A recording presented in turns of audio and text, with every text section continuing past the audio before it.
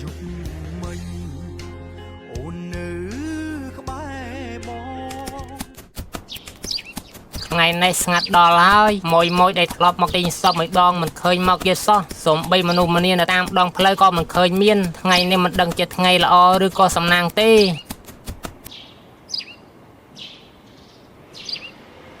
សាច់ជ្រូកថ្ងៃនេះលក់តម្លៃជួនជាពិសេស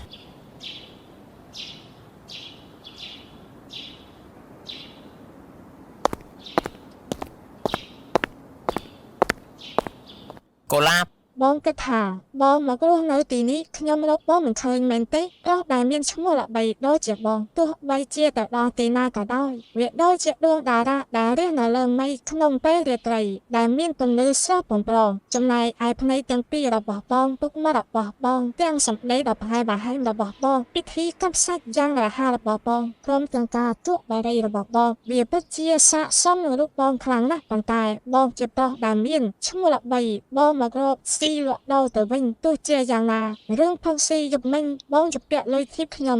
$50ខ្ញុំមកផ្ទះលុយបងទោះបីខ្ញុំជាស្រីខារ៉ាអូខេក៏ខ្ញុំត្រូវការលុយយកមកចិញ្ចឹមគ្រួសាររបស់ខ្ញុំដែរបងគិតតែមើលខ្ញុំគិតស្មានថាមនោសញ្ចេតនារបស់យើងទាំងពីរវាដូចជាដួងតារាដែលរះបណ្ដេញគ្នាតាមពិតវាហាក់បីដូចជាការលក់ដូរតតែសោះ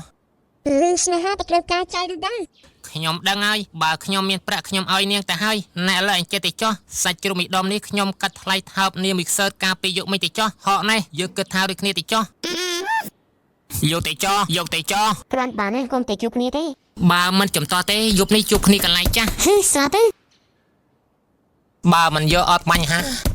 មិនអីទេទោះជាយ៉ាងណាគាត់ក៏ជាអ្នកលក់សាច់ជ្រូកដែលមានរូបរាងសង្ហានៅក្នុងបេះដូងខ្ញុំដែរមិញ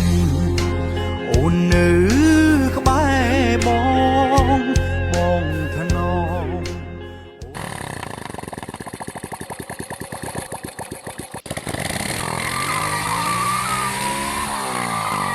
ម៉ែចៅលេក្បាច់ជ្រូកឯងយកទៅបាត់ហើយយីពួកអាក្មេងសេរីអស់នេះលួយពីណាគេមកលួយប៉ាសេរីចាស់ឲ្យឯងស្ពេកហ្មងណា